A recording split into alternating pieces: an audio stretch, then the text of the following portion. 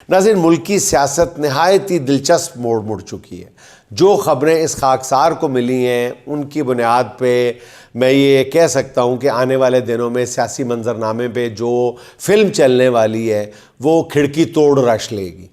अभी हिदायतकार इस फ़िल्म की कास्ट पे काम कर रहा है। हैरानकुन तौर पे इस फ़िल्म का हिदायतकार इस मुकाम से दूर है जहाँ फ़िल्म की अक्सबंदी होगी, और ख़्याल ये भी है कि इस फ़िल्म का होमवर्क इसी रमज़ान के महीने में मुकम्मल कर लिया जाएगा और ईद के बाद फिर बल्कि फ़ौरन बाद ईद की शूटिंग शुरू हो जाएगी, फ़िल्म की शूटिंग शुरू हो जाएगी।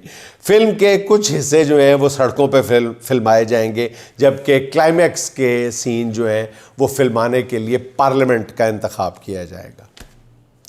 इस फ़िल्म का मरकज़ी ख़्याल मौलाना फ़ज़लुर रहमान साहब ने दिया है। हाँ जी, हैरान ना हो, मौलाना है तो क्या हुआ, मौलाना ये वो वाली फ़िल्म थोड़ा है। तो इस फिल्म का जो मरकज़ी ख़्याल है ये मौलाना फ़ज़लुर रहमान ने दिया है और इस पर भी काम शुरू हो चुका है। मौलाना का ख़्याल ये है कि गुज़श्ता रोज़ अडयाला में ये पूरा जो उनका आइडिया है ये पहले इमरान ख़ान तक पहुँचाया जाए, जो पहुँचा दिया गया है। अब ज़रा ये कहते हैं कि ये ख़्याल सुनने के बाद इमरान ख़ान ने बैरिस्टर सलमान अकरम राजा के कान में काफ़ी देर तक सरगोशी की है, और इसका इजहार जो है गुज़श्ता रोज़ सलमान अकरम राजा ने मीडिया के सामने भी कुछ और लफ्ज़ों में कर दिया है, बदले हुए लफ्ज़ों में कर दिया। उनका कहना यह था कि इमरान ख़ान ने उन्हें मौलाना के हवाले से जो पैगाम दिया है वो जल्द मौलाना को पहुंचा देंगे। और नाज़रीन, इस खाकसार को भी इस सियासी फ़िल्म की कहानी के कुछ हिस्से पढ़ने का या देखने का मौका मिला है। अभी सिर्फ इसका मरकज़ी ख़्याल आपके सामने पेश कर देता हूँ। कहानी कुछ यूँ है नाज़रीन कि फ़िल्म की इब्तदा ईद के बाद सड़कों पर एहतजाज के सीन फिल्माने से होगी, और इस सीन को बनाने के लिए मौलाना से कहा गया है कि वो भी अपने किरदार इस सीन में शामिल करें। यानी जैसे ही सड़कें गर्म होंगी तो अगला सीन पार्लियामेंट के अंदर फिल्माया जाएगा, जहां मौलाना का किरदार जो है सबसे जानदार रखा गया है। मैं रिपीट कर देता हूं कि पार्लियामेंट के अंदर वाले सीन में सबसे ज़्यादा जानदार किरदार ख़ुद मौलाना का रखा गया। पार्लियामेंट वाला सीन मौलाना ने ख़ुद तहरीर किया है, जिसके मुताबिक पीपल्स पार्टी को साथ मिलाकर हुकूमत के ख़िलाफ़ गेम शुरू की जाएगी, जिसमें पीटीआई के पार्लिमानी किरदार भी भरपूर साथ देंगे। और ज़राए का ये कहना है कि इमरान ख़ान ने इस बात पर अभी नीम रजामंदी ज़ाहिर की है।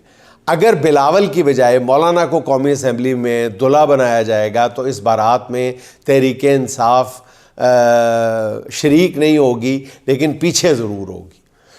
नाज़रीन, अगर आपको इस फिल्म की अभी भी समझ नहीं आ रही तो पीपल्स पार्टी के रहनुमा नवीद कमर का ये बयान सुन लें कि वो कहते हैं कि हुकूमत को बजट में वोट ना देने का ऑप्शन मौजूद है।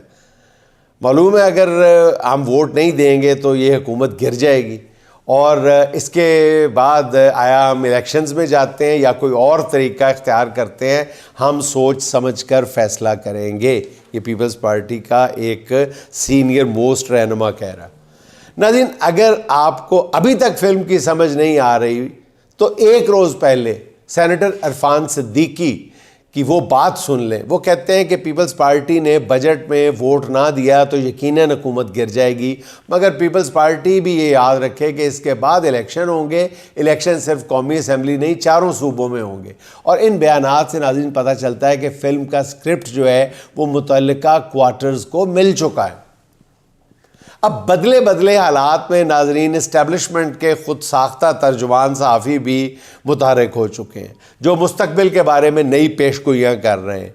उन्हीं में से एक तर्जुमान का ये कहना है कि जिन लोगों को नए इंतखाबात का शौक़ है वो सुन ले कि आइंदा आम इंतखाबात में डोज़ जितनी बढ़ाई गई थी वो 2018 से दुगनी करके 2024 में की गई थी, और 2024 के इंतखाबात में जितनी डोज दी गई थी 2029 के इंतखाबात में ये 2024 वाली डोज भी डबल कर दी जाएगी।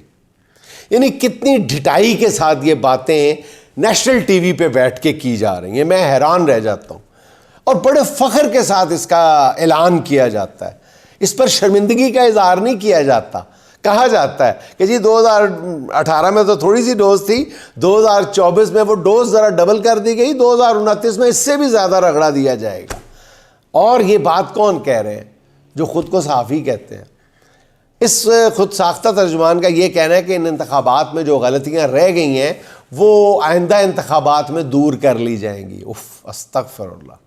ये बातें कहते हुए हमारे मतलब होंठ क्यों नहीं कांपते, मैं ये सोच रहा हूँ। कितने फ़ख्र के साथ हम कह रहे हैं कि अगले इंतखाबात में और धांधली, उससे अगले इंतखाबात में और ज़्यादा धांधली, जो कोई कसर रह गई उसको भी कसर रह कौन सी गई है? कौन सी कसर छोड़ी थी 2024 के इंतखाबात में आप लोगों ने? यानी अब धड़ल्ले से कहा जा रहा है कि अगली ये जो कसर रह गई थी ये अगले इंतखाबात में पूरी कर ली। यानी धांधली के जो खुले सबूत सोशल मीडिया के हाथ लग गए हैं, आइंदा धांधली करते हुए इस गलती का पहले से तदारुक कर लिया जाएगा, मीडिया के हाथ सबूत नहीं लगने दिए जाएंगे। यही कहना चाह रहे हैं आप? मुझे समझ नहीं आती कि वो ऐसी बातें किसी के कहने पे कर रहे हैं या अपने जज्बात की रौ में बह कर अपने मेहरबानों को किसी न किसी अंदाज में शर्मिंदा करवा रहे हैं, दानिस्ता तौर पर शर्मिंदा करवा रहे हैं, ताकि पता चल जाए कि जी मैं तो किसी के कहने पे ये बात कर रहा था। अगले इंतखाबात में पता नहीं क्या होना है, वो कितने मुनसिफाना होंगे या कितने धांधली ज़दा। अलबत्ता ये 1.5 सियाने तर्जुमान इन गुनाहों का बोझ भी अपने मेहरबानों पर डाल रहे हैं जो अभी सरजद ही नहीं हुए। बात अगले इंतखाबात की हो रही है तो MN सनाउल्लाह मस्ती खेल ने भी एक दावा कर दिया है। वो कहते हैं कि पाक फ़ौज ने चंद दिन पहले एक सर्वे करवाया है और उसके मुताबिक इमरान खान की ग्राउंड पर मकबूलियत 94% है। अच्छा रखो। अब वज़ीर आज़म शहबाज शरीफ अपनी हुकूमत की कामयाबी के गुण गा रहे हैं। उनका कहना है कि इससे बड़ी कामयाबी क्या हो सकती है कि अपोजिशन का कोई झूठा स्कैंडल भी जो है वो अपोजिशन नहीं ला सकी, हुकूमत का झूठा स्कैंडल भी नहीं ला सकी। वैसे शहबाज शरीफ साहब, अगर अपोजिशन आपके ख़िलाफ़ या आपकी हुकूमत के ख़िलाफ़ कोई स्कैंडल लाना चाहती, वैसे तो आ चुके हैं काफ़ी सारे स्कैंडल, लेकिन जो आप बात फरमा रहे हैं कि नहीं ला सकी, अगर लाते हैं तो स्कैंडल किस चीज़ पे लाए जाते हैं? हजूर वाला, स्कैंडल्स का जिक्र सबसे पहले पार्लियामेंट में किया जाता है या मीडिया पे किया जाता है? दोनों जगह आपने गला घूंटा हुआ है।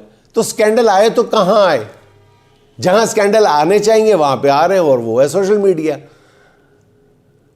ज़राए इब्लाग पर आपने मुकम्मल कब्ज़ा किया हुआ है, आपने फ्लोर ऑफ द हाउस पर मुकम्मल कब्ज़ा जमाया हुआ है। तो स्कैंडल कोई लाए तो लाए कहाँ?